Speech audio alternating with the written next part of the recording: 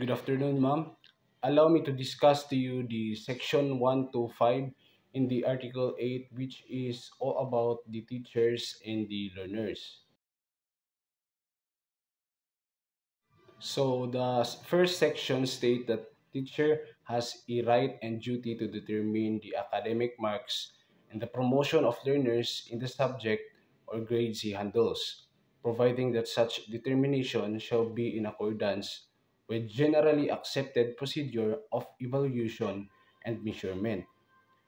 In case of any complaints, teacher concerned shall immediately take appropriate actions, observing due process. So a teacher is responsible for giving grades and deciding if students should move up to the next grade or level in the subject they teach. However, teacher must use fair standard method for grading such as tests, assignments, and participation that are accepted by the school or educational system. Second section state a teacher shall recognize that the interests and welfare of student are of first and foremost concern and shall deal justifiable and impartially with each of them. So as a teacher must always put student needs and well-being first. This means making decisions that benefit the students, such as providing extra help when needed or creating a safe and supportive classroom environment. So teachers should treat every student fairly without letting personal feelings or outside influences affecting their judgment. Section 3 under no circumstance shall a teacher be prejudiced or discriminate against a learner. So as a teacher, we are not allowed to show any form of basis or discrimination against student.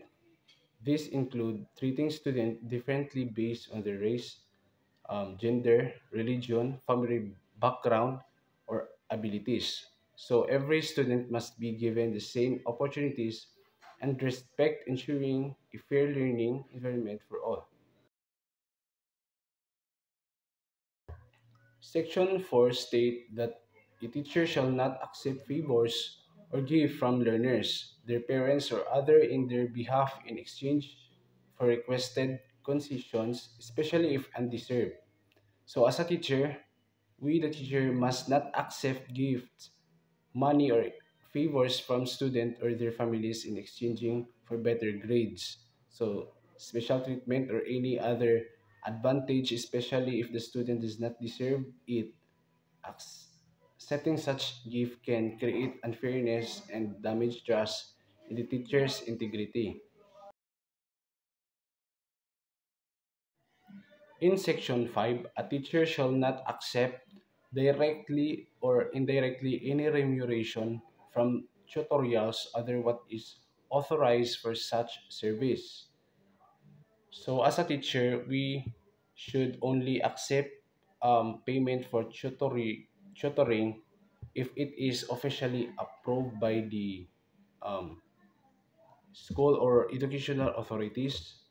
They must not take extra money from student or parents for private lessons unless it is authorized to prevent unfair advantages and ensure all students have equal access to help.